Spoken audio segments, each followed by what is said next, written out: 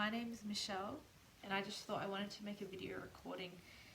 just talking about some of my experiences staying at an inpatient hospital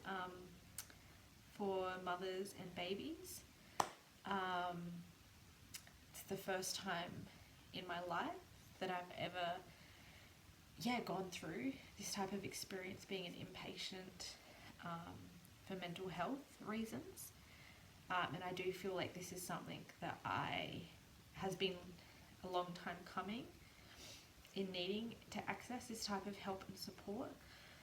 And it's also something that I didn't even realise that the state I live in here in Australia actually provided this kind of service. So I was eligible as my baby was under 12 months. She's almost 5 months now.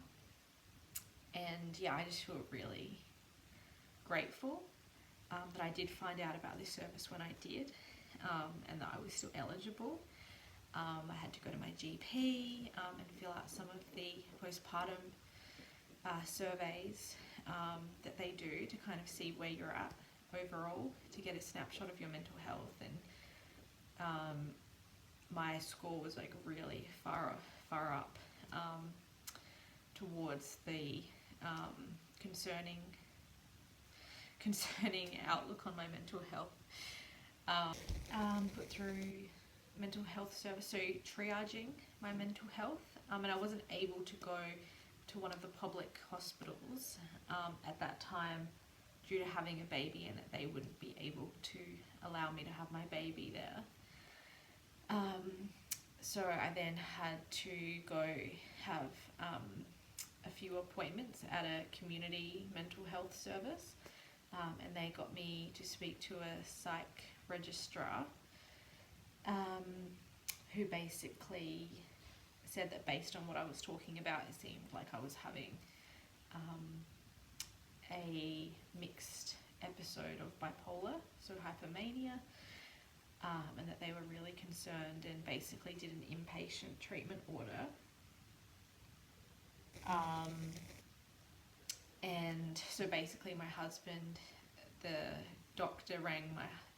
I rang my husband, who spoke to the doctor, and basically explained that he had to leave work and come and pick up my baby, and then that I had to be taken at that time, which was to a mental health inpatient facility that was next to the closest hospital. So I had to stay there for 2 days, which was quite a very kind of sad and upsetting experience for me, because I was separated from my baby, and that inpatient facility was very old, it was very run down, and there were also like both female and male patients. So for me, feeling very vulnerable in my mental state at that time, having to be, every time I'd have to walk downstairs from the rooms to get some water or make a coffee, you're having to, there were lots of other patients walking around, including male patients, and some people would, stop and talk to you, and it was just all a little bit overwhelming for me, and didn't really feel like a good place to be for my mental health.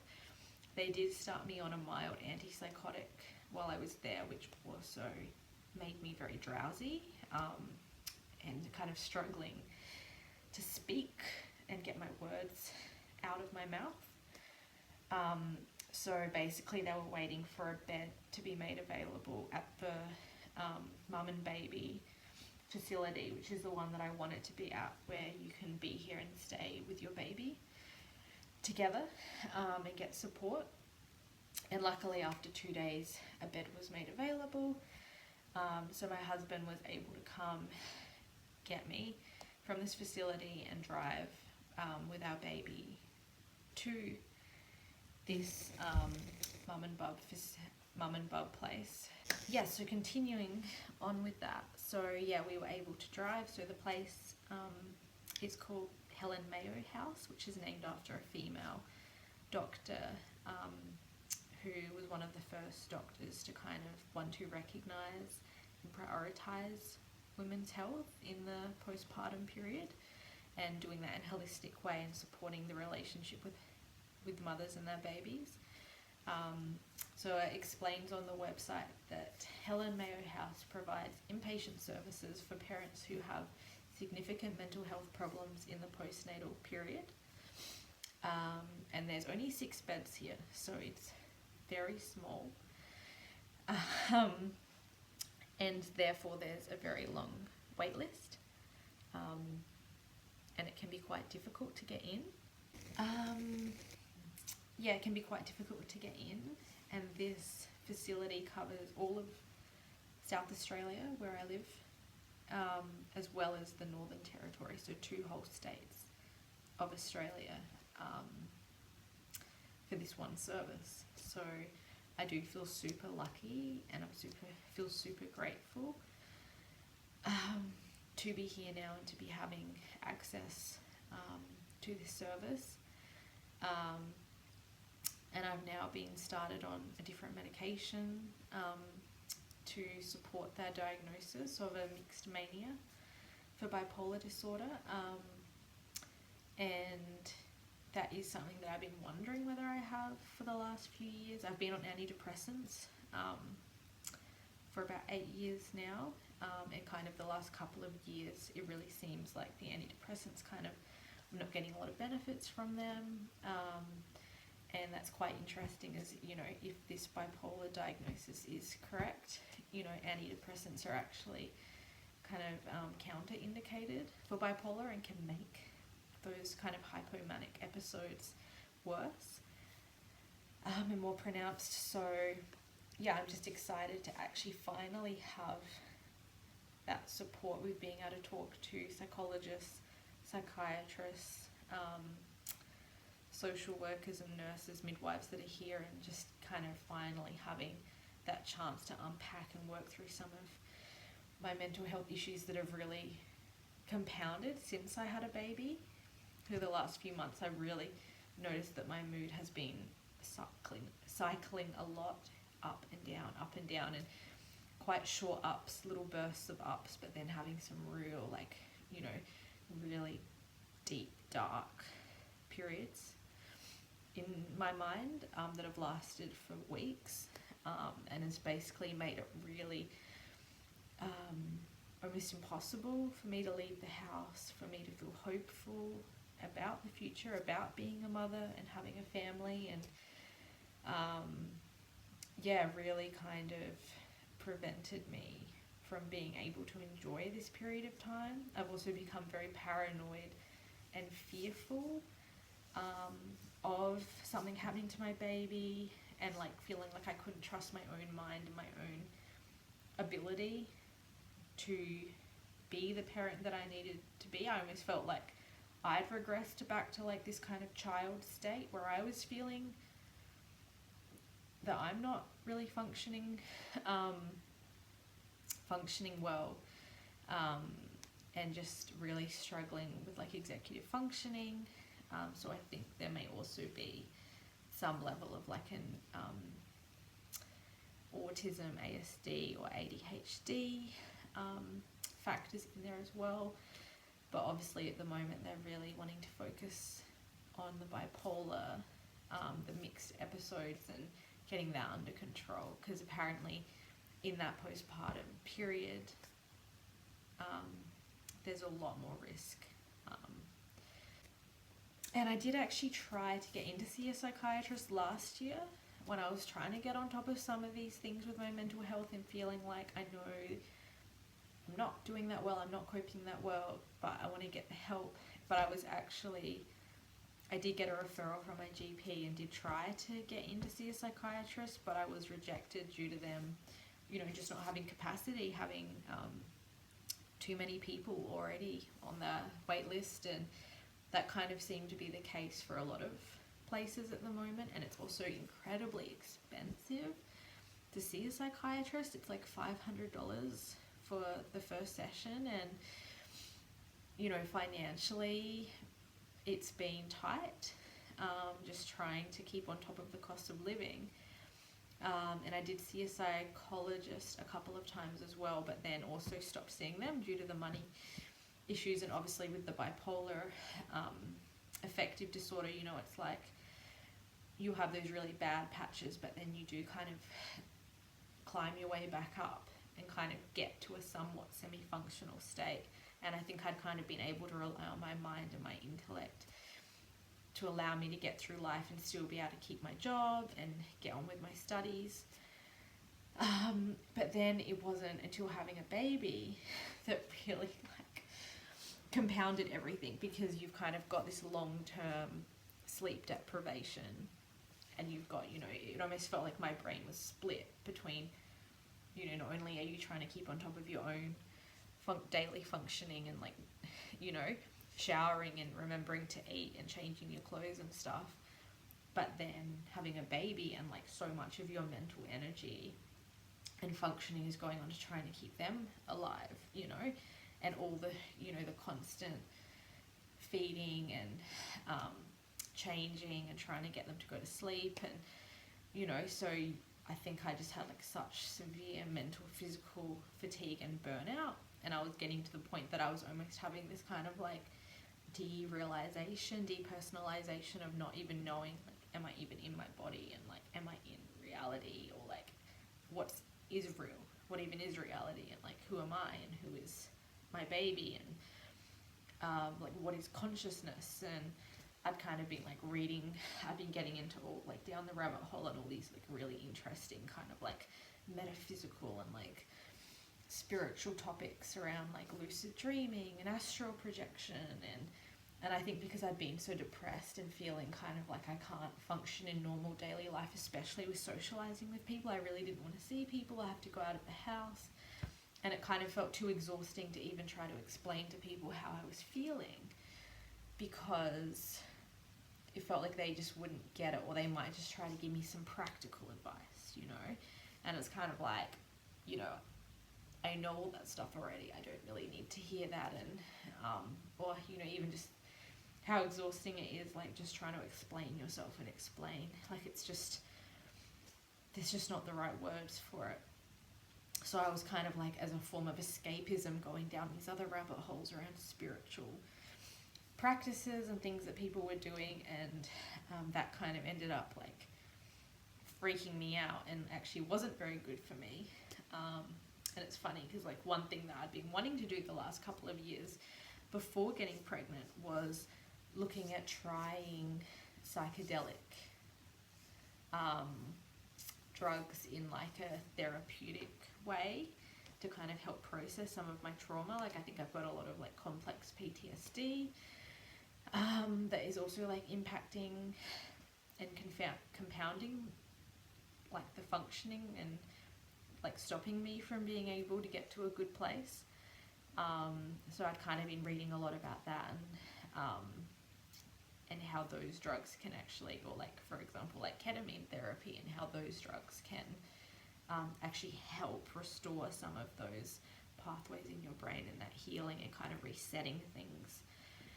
where it just felt like I was so just like in that like deep mud trenches where you're like, you know, you see the four-wheel drive tires trying to get out of when they're bogged, and they just can't get out because it's so deep and thick and muggy, you know.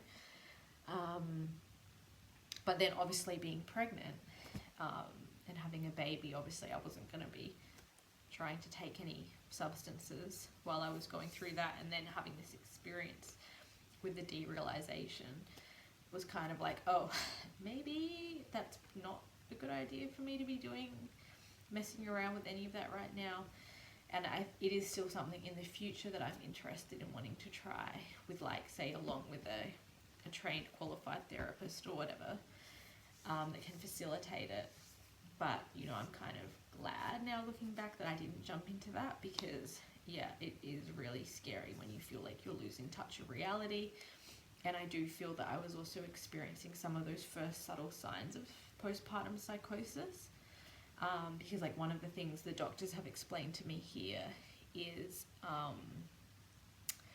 that psychosis isn't just that real like stereotypical visual and auditory hallucinations, like hearing voices and seeing things. There's so many other aspects to it, and like disorganization and being scattered is one of those symptoms of psychosis, and that's definitely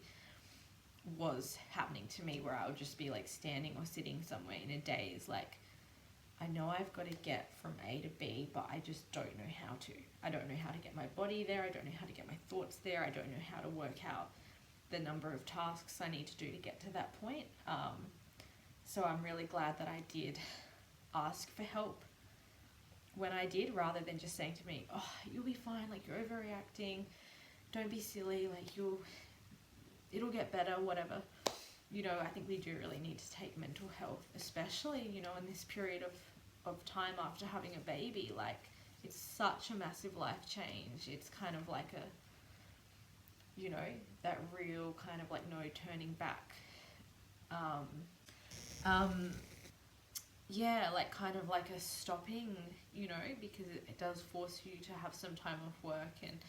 you're focusing so much on this little being, and, you know, trying to like get your mind around how, you know, amazing and miraculous life is in this little perfect being that somehow has like sprung forth from yourself. And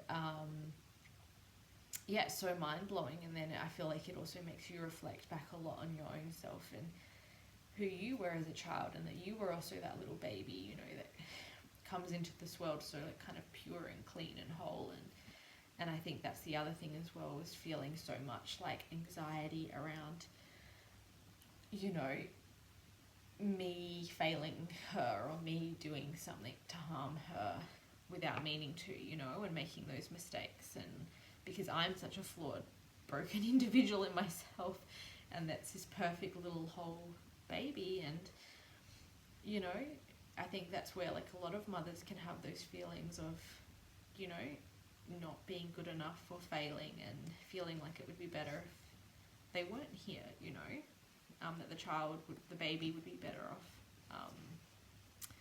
without them, you know, with feeling like, oh, you know, there's a lot of like shame and a lot of like, you know, and maybe I think it's something, obviously I'm generalizing, but I do think that as women we put so much pressure on ourselves to be there and to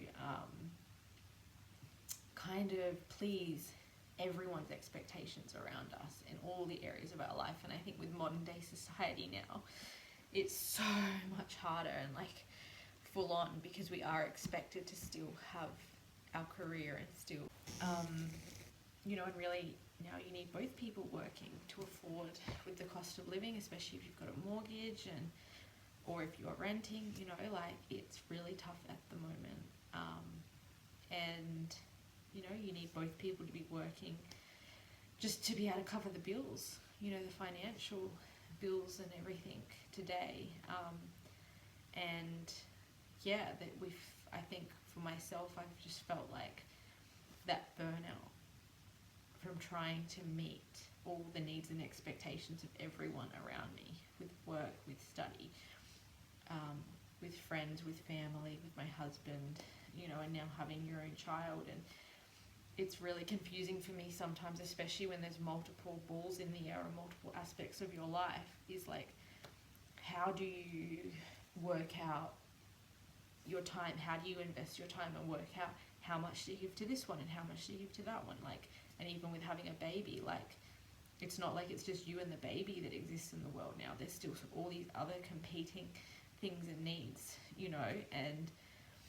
that's what would really make me feel so deeply overwhelmed and like I can't do this,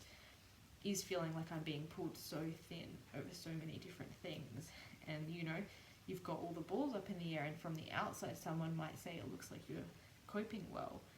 but at any moment one of those balls is going to slip and everything's going to smash down and crash, and it's just going to be awful. And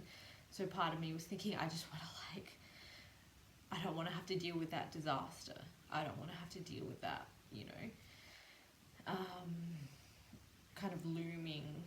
you know, I'm trying to keep it all together, but I feel like I'm a hair away from disaster. So I am really happy that I did ask for help, and I think now it's kind of like, if not now, when? You know, there's never going to be a perfect time. Like, life is so hectic, and there's always going to be commitments and responsibilities and things that we're in the middle of, kind of like the great storm of our lives, you know, it just never, it's always the next thing and the next thing and the next thing. But yeah, I just wanted to kind of share a little bit about my experience, and you know, I would love to hear for other people any similar experiences. And obviously this isn't just about the postpartum period, like, and I myself have struggled with mental health issues, you know, for most of my life. So yeah, it's just an interesting, the journey of life is a very interesting one, and how our dark times and our sufferings can also, you know, there's a lot of beauty and goodness that can also come out of them. But and one of the things I've loved doing while I've been here the last few days is just having some extra time to read and doing some journaling, or getting my thoughts down. And this is one book that I've been reading called Because I'm Not Myself, You See. And this is by a woman who, she herself is a psychologist, and talks about her experience of going through postpartum psychosis, and getting treatment after a long time of kind of trying to just get through it on her own without telling anyone, because I think there's a lot of shame in these things in the postpartum period. But just thanks for listening, for anyone who has listened, or please let me know if there's been anything that has been helpful or brought up different ideas. And you know, I would love to make some more videos delving in a little bit further on some of these topics that I've raised in what I've been saying, and would love to connect with other people who are going through similar experiences, or just life in general. But thanks so much for listening. I'll just show you a quick thing of my room so you can see what it's like. And it's amazing to be in a place that, you know, it is an inpatient facility, but it doesn't have that hospital vibe. It's got the bed and the cot for baby.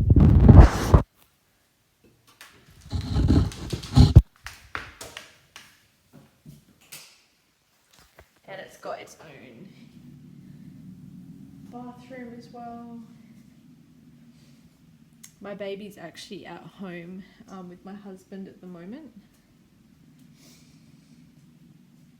Yeah, and that's the room.